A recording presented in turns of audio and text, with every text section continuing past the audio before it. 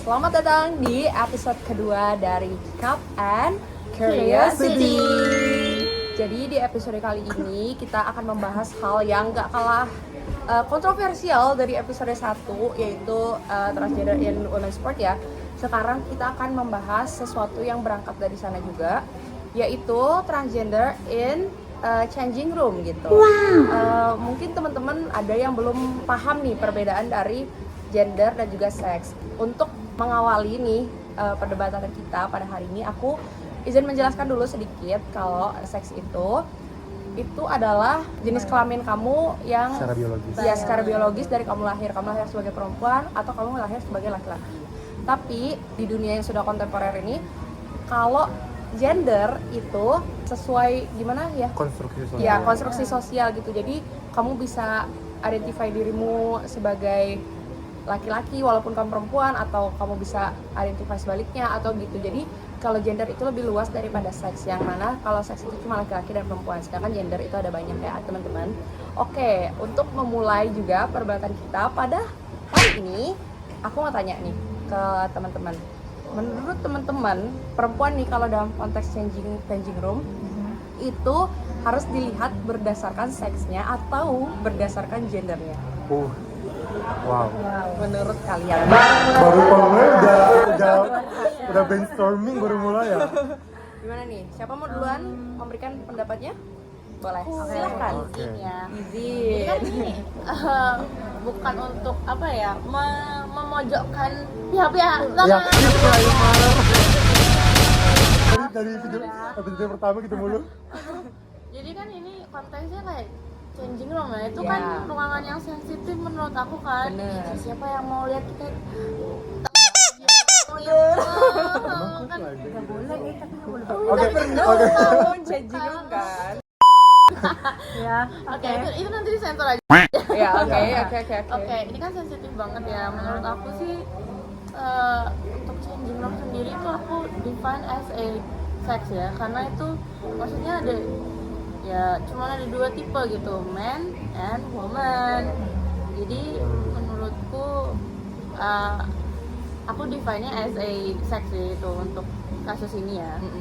Soalnya menurutku kayak kalau misalkan ya trans woman atau trans man mungkin masuk, khususnya ini trans man masuk ke changing room cewek nih misalkan, kan kita kayak nggak mungkin, perempuan kita as a cisgender itu juga kayak merasa mungkin kayak terancam gitu, bukan mungkin ya, merasa terancam, terus kayak ini orang mau ngapain ya? Ya ini maksud aku ini bukan kayak melihat mereka itu secara negatif ya, kan kita sebagai perempuan juga kayak ada intuisi Oke. perempuan itu kayak kita tuh melindungi dari hal-hal yang kita anggap tuh ancaman gitu.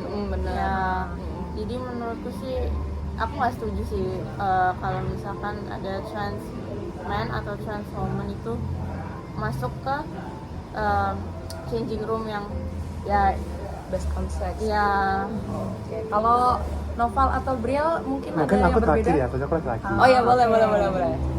Kalau aku sendiri, aku sebenarnya sebagai seorang perempuan, aku tuh lebih memilih untuk sama kayak Kinan dikategorikan berdasarkan seks. Jadi kayak cewek-cewek sendiri, cowok-cowok sendiri. Even mereka udah mendefinisikan diri mereka sebagai perempuan atau sebagai seorang laki-laki. Akan tetapi kalau kita lihat ini guys, kita harus melihat dari datanya juga, karena ini tuh kan tadi kalau kata Kinan itu berdasarkan perspektif Kinan sebagai seorang perempuan. Kalau misalnya ada dalam tanda kutip ketakutan sendiri bila ada trans man yang masuk ke daerah privasi perempuan. Nah, kalau dari kita lihat dari data sendiri, sebenarnya itu tuh nggak menjadi masalah yang besar banget gitu loh. Jadi aku tuh pernah baca, aku lupa sumbernya dari mana, nanti aku taruh ya di bawah ya. Oh boleh. Ya. Jadi Boleh diperiksa di jurnal kita. nanti lihat aja ya di bawah ya. Tapi aku tuh pernah baca di mana kayak ada tuh diberlakukan peraturan di mana para trans ini bisa masuk ke lini yang mereka inginkan, dan itu tuh tidak terjadi apa-apa di situ. Jadi tidak ada terjadi ancaman atau misalnya hal-hal yang kekerasan atau pelecehan ya seperti itu tuh nggak ada. Jadi kayak even sebelum diperbolehkan mereka sama sesudah diperbolehkan mereka tuh itu kayak ya udah itu aman aja sebenarnya aman aja. Jadi kalau menurut aku kalau misalnya mau dikategorikan sebagai gender ya itu sebenarnya nggak ada masalah, karena kita lihat dari data juga gitu loh. Jadi kayak data aja bilang tuh aman-aman aja. Jadi menurutku kalau misalnya mau untuk menempatkan changing room itu sesuai dengan apa yang orang inginkan, sesuai kategori gendernya, itu nggak masalah. Tapi bagi aku sebagai seorang perempuan mungkin aku lebih prefernya ke based on sex aja, biar kayak ya kitanya merasa aman, merekanya juga merasa aman. Jadi kayak kalau dari aku sendiri ya, aku mungkin berpikiran kalau mungkin menempatkan mereka lagi di tempat yang berbeda. Tapi ini bukan kita, kalau yang tadi tuh kan kita tuh memikirkan bahwa kita harus punya olahraga sendiri untuk trans. Nah kalau ini tuh menurut aku tidak perlu dibedakan sampai ada changing room sendiri buat trans, nggak perlu. Menurutku kayaknya kita bisa bikin itu sebagai namanya family. Jadi tuh itu siapapun, mau itu anak-anak, orang dewasa, atau misalnya yang gendernya bergantian bisa masuk di situ asal bergantian, menurutku ya. Dan jadinya kalau misalnya dinamain itu family room, itu tuh tidak mengkategorikan mereka yang berbeda ini sebagai yang berbeda gitu. Hanya namanya aja yang dibuat lebih ya gitulah, enggak yang ya gimana gitu ya maksudnya. teman-teman. Maksudnya kayak enggak langsung mengelompokkan gitu secara spesifik, tapi lebih ke siapa aja bisa masuk. Lebih ke kayak genderless bathroom gitu. Yes. Oke. Tapi kamar mandi keluarga juga ada nggak sih? Emang udah ada nggak sih kamar mandi keluarga? Nah ini kan konteksnya Ada, changing room. ya. Mungkin boleh dari perspektif laki-laki nih. Kalau aku ya, mungkin kalau aku membahas kamar mandi restroomnya perempuan mungkin sedikit terlalu netral ya, karena kan nggak merasakan iya. gitu kan. Jadi mungkin pendapatnya netral aja. Jujur aku setuju sih sama pendapat kalian, kayak soalnya kan transgender ini kan mereka cuma kayak asosiasi mereka tuh sebagai perempuan meskipun biologis mereka tuh laki-laki gitu kan. Jadi mungkin aku paham kalau misalnya kalau mereka menggunakan restroomnya perempuan pasti perempuan nggak nyaman, karena menurut para perempuan tuh mereka ya laki-laki gitu, walaupun mereka berdandan, walaupun mereka menggunakan rambutnya panjang atau menggunakan makeup, mereka tetap dari nampak jauh. Justru malah kebanyakan transgender itu masih nampak kayak laki-laki gitu, kayak rahangnya segala macam. Jadi orang pasti bakal ragu.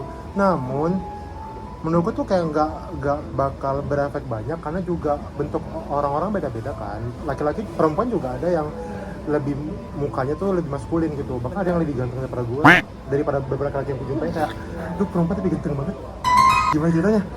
Jadi kayak seharusnya tuh nggak begitu seram sih, nggak begitu kayak benar-benar harus ditakut menjadi ancaman, harus takutin.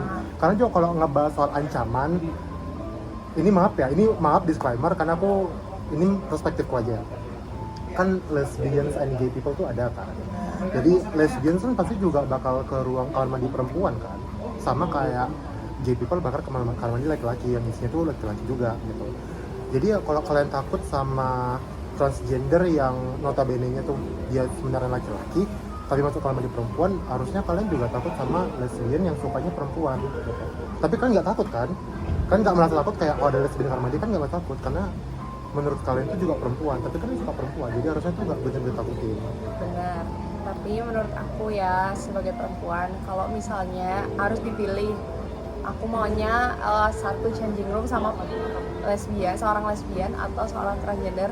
Jujur aja nih, aku akan memilih satu changing room sama lesbian. Kenapa? Aku kan tahu lesbian ini suka cewek. Cuma aku juga tahu kalau dia tuh tetap perempuan. Jadi kita tuh sharing perasaan kesamaan gitu loh. Kita ada kesamaan identitas dan menurut aku ya, walaupun dia seorang lesbian tapi pasti di dalam dirinya tuh tetap ada ketakutan di dalam tanda kutip diapa-apain sama lawan jenis gitu, karena kan ya kalau kita lihat data ya kan kebanyakan pelecehan itu terjadi, maaf banget, dari laki-laki ke perempuan dibandingkan dari perempuan ke laki-laki. Jadi walaupun dia lesbian, ya, jadi walaupun dia lesbian, dia tuh tetap perempuan. Jadi walaupun dia suka perempuan, menurut aku ini tidak berdasarkan data, tapi berdasarkan logika aku aja, karena kita sharing kesamaan perasaan itu. Jadi menurut aku kemungkinan untuk seorang lesbian melakukan hal-hal yang tidak ke perempuan di women changing room itu lebih minim daripada seorang transgender yang awalnya dia terlahir sebagai laki-laki. Bukan berarti aku bilang transgender itu bakal ngapa-ngapain perempuan, tapi kan kita tarik lagi ke belakang, dia lahirnya sebagai laki-laki. Jadi kita nggak tahu apakah pemikiran dia fully develop sebagai perempuan setelah dia menjadi transgender atau tidak. Kan di dalam dirinya tetap ada kromosom laki-laki, kita nggak tahu, bukan nuduh gitu. Tapi jujur sebenarnya kalau itu kan ini berdasarkan pola pikir ya. Benar. Ketakutan itu kan kayak harassment segala macam yang gue kenal itu kan bukan dari biologis tapi dari pola pikir, dari kayak mana otaknya bekerja kan. Justru malah dari yang aku lihat, transgender itu kenapa dia mau ganti jadi perempuan kan bukan karena biar mereka bisa masuk kamar mandi perempuan, tapi karena mereka merasa diri mereka perempuan, karena mereka merasa lebih terasosiasi sebagai perempuan daripada laki-laki. Kayak kalau mereka ngobrol sama perempuan sama laki-laki, mereka lebih klop, lebih paham gitu kalau mereka sama perempuan. Jadi kayak mereka juga nggak bakal setakut itu gitu loh. Kayak kalian juga nggak perlu setakut itu, karena justru malah kebanyakan nggak semua ya, kebanyakan trans perempuan itu suka itu laki-laki juga. Iya benar. Jadi kayak nggak begitu tarik. Bahkan ini aku bilang statistically speaking, justru malah lebih banyak kasus harassment terhadap trans women di kamar mandi perempuan daripada kebalikannya, trans women yang harassment perempuan cis women gitu. Contoh harassmentnya apa? Jadi kayak aku ada baca berita kemarin, salah satunya tuh ada trans woman-nya ini, dia tuh kayak aku lupa namanya siapa, nggak lupa sih, lebih nggak disebutin namanya, cuma di inisial, I'm sorry, inisial doang, jadi aku nggak tahu namanya. Dia tuh kayak, dia kan trans perempuan kan, tapi waktu dia di kamar mandi itu dia kayak didiskriminasi atau bahkan harassment kayak secara fisik di kamar mandi perempuan oleh dua cisgender perempuan gitu loh. Jadi kayak statistically speaking justru malah sebaliknya yang terjadi, malah para trans perempuan ini yang mendapatkan diskriminasi dan harassment dari perempuan asli ketika mereka menggunakan kamar mandi perempuan. Nah, aku juga pernah baca tuh tentang itu. Lagi-lagi aku lupa di mana. Iya, Tapi okay. intinya mungkin tuh nanti kalian kirim ya? Iya, nanti mungkin kita bisa taruh di bawah sini ya, guys. Tapi tuh aku baca emang lebih banyak itu terjadi kekerasan untuk para trans ini dibanding para cisgender sendiri. Jadi tadi kan aku sempat bilang ya, kalau nggak apa-apa kali ya kalau misalnya gender pengkategoriannya tuh berdasarkan gender. Mungkin aku mau meluruskan lagi di sini deh. Kayaknya tadi aku salah ngomong apa gimana. Tapi intinya aku mau bilang kayak lebih baik daripada kita mengkategorikan berdasarkan seks atau gendernya, mending kita membuat pisah-pisah sendiri aja deh, mereka sendiri, pokoknya cisgender sendiri, transgender sendiri, biar transgendernya nggak didiskriminasi, cisgendernya juga merasa aman. Jadi kayak gitu menurutku sih. Itu jatuhnya lebih adil buat semua, karena takutnya kalau misalnya pengkategorian berdasarkan gender yang mereka identifikasi diri mereka, takutnya ya itu kejadian transgendernya itu didiskriminasi, terus ada cewek-cewek juga transgender tadi didiskriminasi, cisgendernya merasa nggak aman. Jadi lebih baik ya dipisahkan aja sekalian biar sama-sama merasa nyaman. Tapi kalau misalnya ide kita sih lebih ke, kan nggak mungkin, pasti orang lain juga punya ide gini nggak sih sebenarnya. Kalau emang tindakannya itu adalah membuat kamar mandi sendiri, itu bukan bakal agak susah nggak sih? Soalnya kayak bangunan-bangunan sekarang kayak kafe atau kantor segala macam kan tuh udah punya kamar mandi dua kan, dan membuat kamar mandi baru nggak segampang itu nggak sih? Yang kamar mandi cuma untuk para transgender bisa pakai. Jadi Jadi menurut kamu solusi yang tepat apa? I'm sorry. Kan kalau memberikan Iya sih. ide Iya. ada solusinya kan. Sebenarnya aku nggak benar-benar nggak setuju ya menurutku ya. Tapi ada baiknya menurutku bentuk kamar mandinya tuh nggak kayak dulu gitu loh. Kayak kalau sekarang kan bentuk kamar mandi kan kebanyakan tuh kayak satu ruangan besar yang banyak bilik-biliknya gitu kan. Jadi kayak ada tempat orang-orang di dalam kamar mandi tersebut bisa, mohon maaf, berinteraksi dan berpapasan. Mungkin ada baiknya kayak kalau kamar mandinya tuh bentuknya tuh kayak ruangan aja gitu, kayak udah lu kayak pintu langsung toilet, langsung kamar mandi, nggak ada bilik-biliknya lagi. Jadi kayak kalau kamu mau buang air di situ, kalau perempuan mungkin melakukan keperluannya juga di situ bisa, walaupun memang antriannya bakal lebih panjang, tapi jadi memperkecil kemungkinan akan adanya harassment terjadi gitu loh.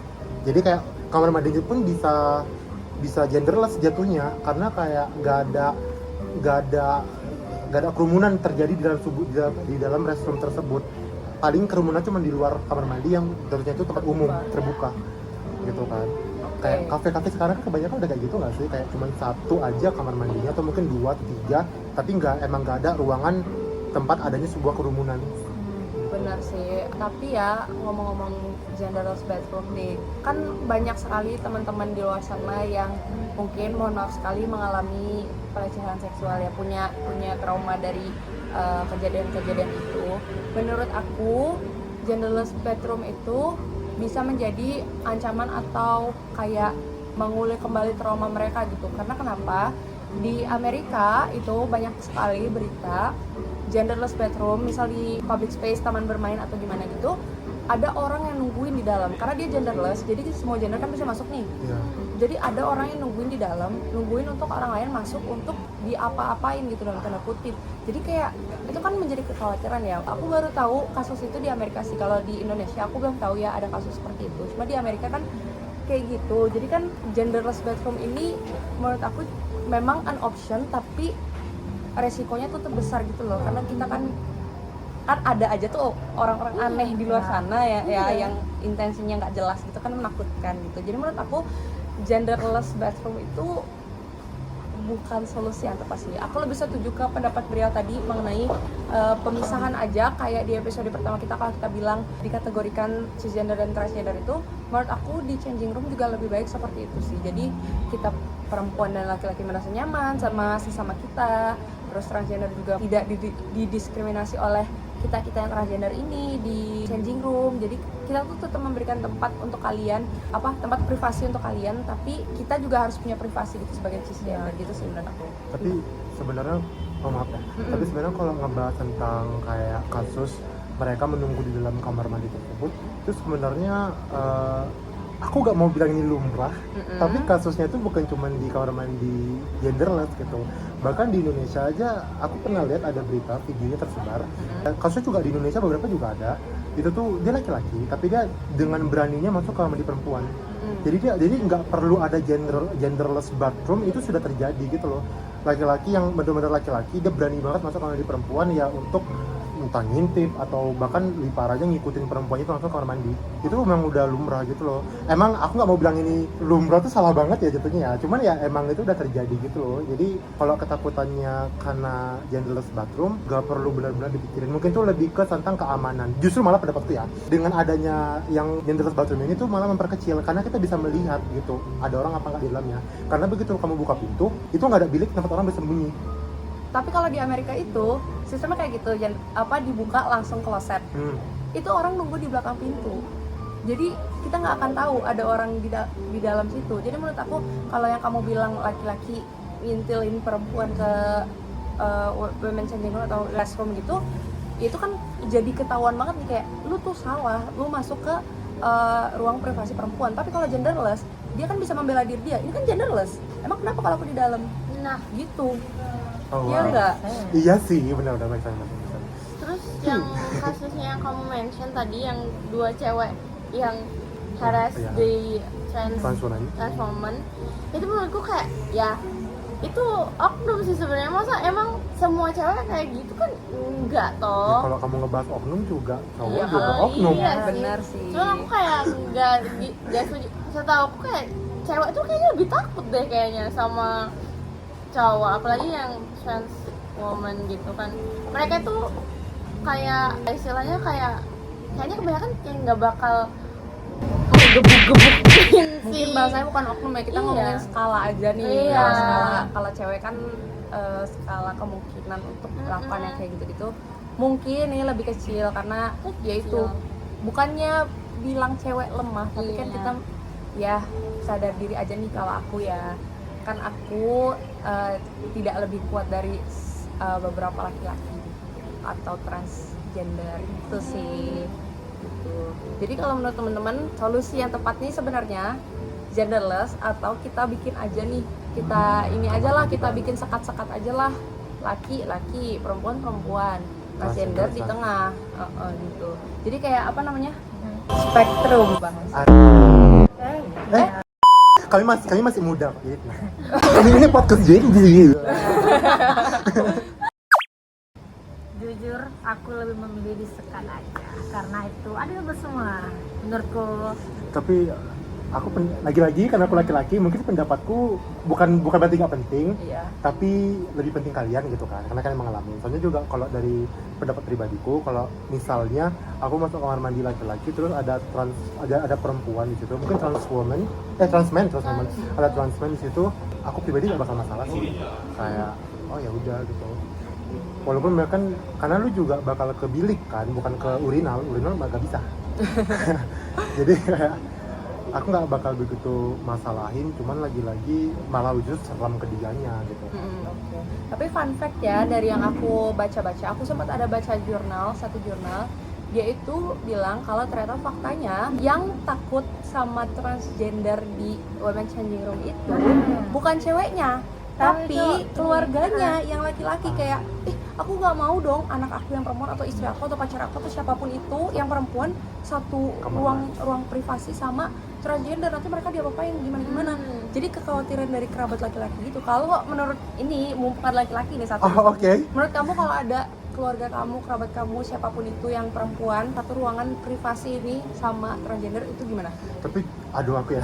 Iya, sebagai laki-laki nih. Tapi jujur aku sebagai laki-laki, pendapatku tentang keluarga aku, temanku, di mataku perempuan di keluarga aku kuat-kuat semua sih. Kakak aku bakal lebih takut sama kakakku daripada jadi kayak kalau misalnya kakakku ada, dia bisa mukul laki-laki sih. Tapi ya lagi-lagi mungkin mamaku ya sebenarnya bener juga sih, kayak aku bakal lebih takut kalau misalnya aku bayangin mamaku atau keluarga aku, kakakku, mungkin anakku masa depannya itu pas kamar mandi tuh satu kamar mandi sama transgender perempuan. Sebenarnya aku nggak masalah sih, cuman kayak agak lebih ini aja gitu, kayak lebih baik takut, mencegah lebih ya. mencegah ya, Iya. ya kayak lebih baik mencegah, karena kayak aku nggak bisa ngikutin juga kan, nggak bisa kayak aku benar. temenin, mungkin mamanya bisa, tapi ya kita nggak tahu apa yang akan terjadi. Cuman ya nggak begitu takut sih, cuman ya khawatir, Tetap menjaga-jaga tetap aja. menjaga. Saya dipikir lagi ya. Kalian ada nggak yang punya teman transgender gitu? Kira-kira nih kalau Ada sih. ada, menurut kamu kalau kamu melihat kepribadian dia sebagai transgender tuh, kira-kira gimana respon dia kalau misalnya pada akhirnya disekat-sekat nih changing room, kayak ada ruang khusus, ruang privasi transgender gitu. Menurut kamu dia bakal berpikir kayak gimana? Gimana respon dia? Tiap orang beda sih, karena Benar. kan temanku yang transgender kan bukan cuma satu ya, Iya, beberapa benar. juga. Ada satu orang yang mungkin menurutku kalau misalnya dia kayak gitu kan dia nggak masalah, mungkin dia kayak oke aja, fine aja, he doesn't care, she doesn't care. Jadi kayak cuman yang satu mungkin mereka bakal menganggap kayak ngarang juga, soalnya kayak ya I'm a woman gitu, kayak aku perempuan, kayak kenapa harus dipisahin gitu, kayak aku nggak bakal ngapa-ngapain, mungkin dia bakal begitu ya, bukan aku mah. Bener. Jadi lagi-lagi itu nggak bakal menyenangkan dia juga, karena kan dia bertransisi kan biar dia jadi perempuan, biar dia dianggap perempuan juga. Dia berharap teman-temannya orang-orang luar tuh menganggap dia itu juga perempuan. Makanya kadang kalau misalnya kita misgender her, kayak nggak sengaja menganggap dia itu perempuan tuh, dia bakal mungkin nggak marah karena kami temannya, tapi kan menegur gitu. Jadi kayak kalau misalnya dibikin kayak gitu, dia mungkin jatuhnya malah jadi diskriminasi baru gitu loh, kayak I wanna be a woman and I feel like a woman, although I won't be, kayak aku nggak bakal nge-harassment perempuan lain karena ya aku nggak benar-benar tertarik gitu. Kenapa aku harus dipisah, kenapa aku harus didiskriminasi dengan kamar mandi terpisah gitu. Mungkin menurutku dia bakal nolak gitu. Bener sih, mungkin mereka kan berpikiran diskriminasi, tapi balik lagi sama sih seperti episode pertama kita ya, dimana aku tuh bilang apa ya, sebentar, kita sebagai cisgender harus memikirkan perasaan transgender, tapi teman-teman transgender pun harus memikirkan perasaan perempuan gitu. Kita memikirkan kesehatan mental kalian, kalau kita memikirkan kalau kalian memang harus diterima di society. Nah, cara kita menerima itu bukan serta-merta kalian bisa nih ikut ke ruang privasi kita ya sebagai perempuan, karena kan kita juga harus merasa aman, harus merasa nyaman di ruangan privasi di mana kita melakukan hal-hal yang tidak sepatutnya dilihat oleh orang banyak gitu, apalagi di luar gender, di luar seks kita gitu ya, karena kita pasti nggak nyaman gitu. Jadi menurut aku sih kalau misalnya teman-teman transgender itu merasa terdiskriminasikan, menurutku enggak, ini tuh bukan pengucilan untuk kalian, tapi ini bentuk kita menerima teman-teman transgender ke society dengan memberikan ruang baru untuk kalian, jadi kita tuh sama-sama nyaman ya. Ya, betul. Ya. Tapi aku mau nanya deh, ini tiba-tiba kepikiran ya. Menurut kalian dengan Indonesia saat ini, jika kita mengimplementasikan hal tersebut, bikin kamar mandi untuk transgender, emang bakal lancar kah? Emang bakal terjadi kah? Menurut kalian gimana nanti kayak masyarakat gitu? Mungkin ada yang mau jawab duluan, aku dari tadi udah yapping banyak nih, mungkin aku last aja ngomongnya. Indonesia tuh belum menerima bentuk LGBT seperti itu.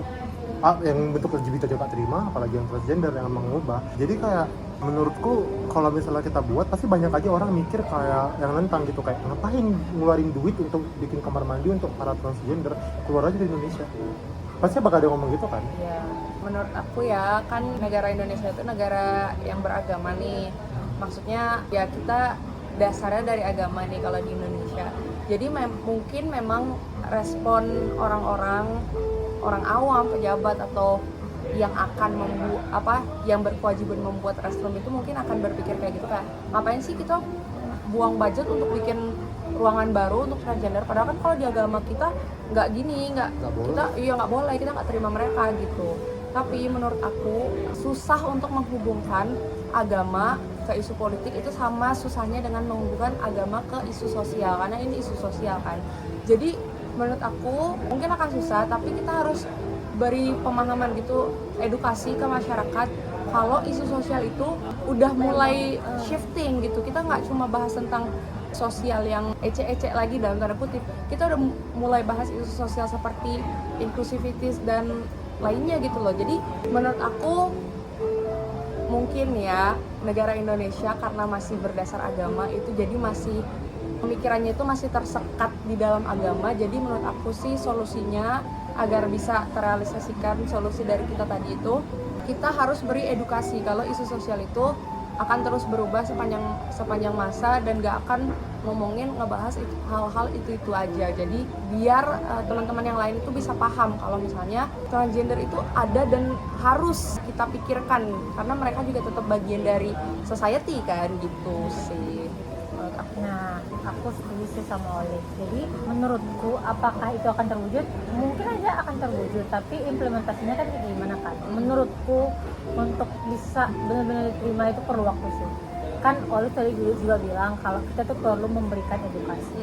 Jadi bisa kita lihat sebenarnya bukan merendahkan masyarakat kita, tapi mungkin sebaran pengetahuan tentang itu tuh belum meluas ke masyarakat, sehingga masyarakat itu mungkin belum benar-benar put so much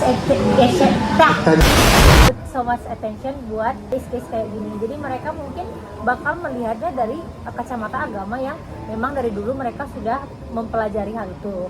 Tapi kalau misalnya dengan edukasi, dengan apapun yang pengetahuan yang kita berikan, mungkin mereka bisa lebih memikirkan tentang itu lagi loh. Maksudnya kita juga menurutku kita tuh nggak bisa prediksi seberapa lama itu bakalan terimplementasi dengan baik. Tapi as long as kita terus memberikan edukasi, aku rasa itu bakalan bisa terwujud dengan dengan lancar mungkin dalam tanda kutip ya. Karena ini semua tuh cuman berdasarkan edukasi aja sih sama pengetahuan yang kurang. Kalau misalnya mereka udah punya pengetahuan tentang itu ya, tidak menutup kemungkinan bahwa mereka akan tetap menerima. kayak ada kemungkinan mereka tidak akan tetap menerima karena ya meskipun edukasi itu mereka tetap berpegang teguh ke agama kan.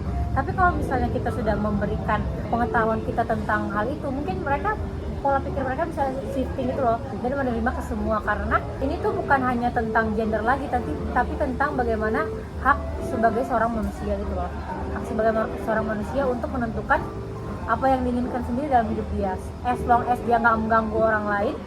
Kayaknya menurutku itu bakalan bisa aja diterima deh. Ini hanya soal waktu dan soal pengetahuan aja menurut Kelas soal waktu dan soal pengetahuan. Oke. Berdaging banget ya dari tadi diskusi kita. Mungkin my ada God. mau closing statement nih? Ada? Mungkin kakak aja sih. Oke. Kalau aku boleh simpulkan ya. Jadi kita di sini sebagai cisgender itu sebenarnya kan menerima nih teman-teman transgender di society kita.